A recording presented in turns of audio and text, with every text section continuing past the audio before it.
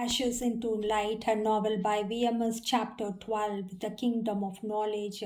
For Raha, Dubai began with a sparkle of hope. The title of principal carried dignity. Teachers greeted her with polite smiles. The management introduced her with praise, and even the students looked at her with curiosity.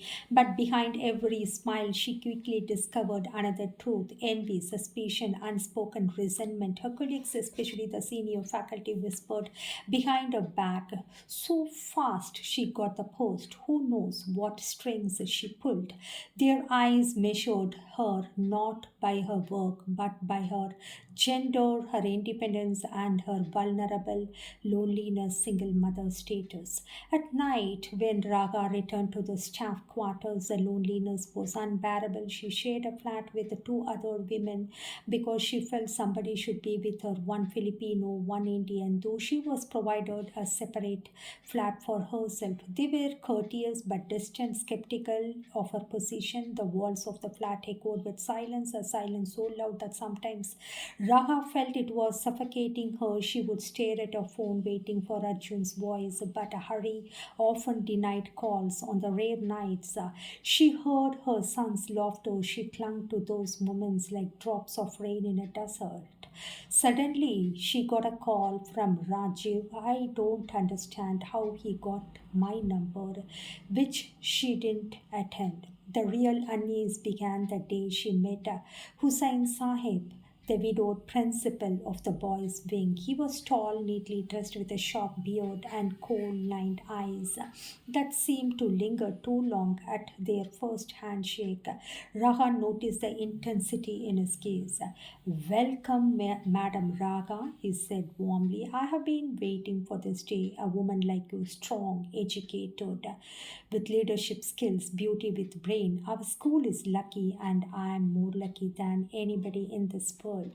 I thank God that I have seen you in this life." She thanked him politely, brushing aside the strange weight in his words, but as days passed, his attention grew unsettling. During meetings, his eyes rarely left her face. He offered to drive her home, to show her the city, to make her comfortable. She declined, always with a polite smile, but refusal only sharpened his pursuit. One late evening, she was locking her office. Hussain appeared at the door. "Why do you always keep distance, Madam Raha?" he said softly, stepping closer. "We both are alone in this world. You Hindu, me Muslim. So what? God has sent us together. Why fight it?"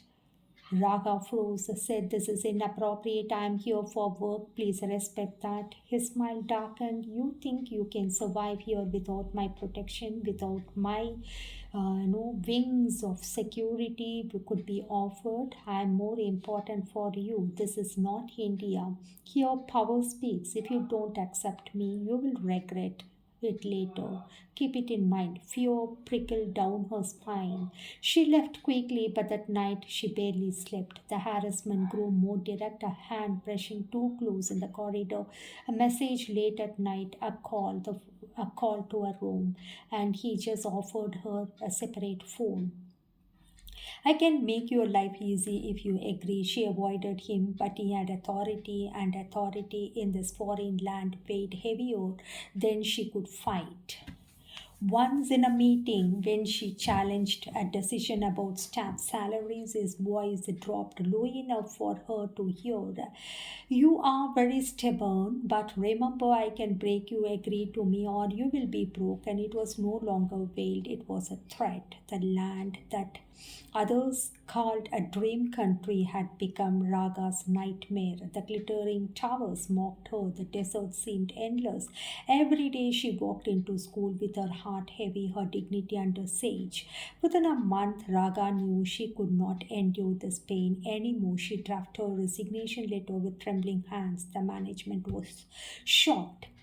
"Why, Madam Raga, you are doing excellent work. We are blessed to get a faculty like you. We will double your salary if you stay."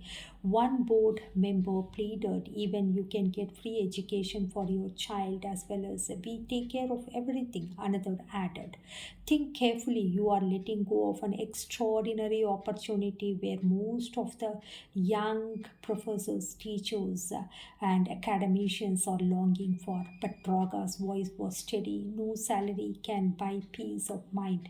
No title can replace dignity. I am going home. Please arrange for it. Leaving Dubai was not simple. Her visa, her papers, the bureaucracy all tangled in delays. But Raga fought tooth and nail visiting officers, submitting applications, enduring humiliation. Finally, permission was granted. On the day of her departure, she sat in the airport lounge with a lump in her throat. The glittering city stretched outside the glass, indifferent to her pain. Her suitcase was heavier with a surprising compensation. 1 year's salary granted in advance to soften her exit. Some might call it fortune, a blessing in disguise, but Raga knew the truth. No money can erase the scars of years, the memory of correction, the bitterness of being caged in a land she thought would set her free. As the flight took off, she pressed her forehead against the window.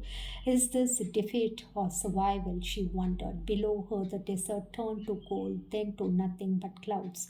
Her heart was still broken, her future uncertain, yet there was one small comfort. She was flying back to her dear son Arjun. She can reunite with him. She can live her life 24/7 once again with him. The world might see her written as failure, but for Raga, it was proof of her will and survive. She had learned sometimes the known devil is better than the unknown angels. However cruel is easier to bear than the unknown angel who hides daggers in their embrace. End of chapter 2.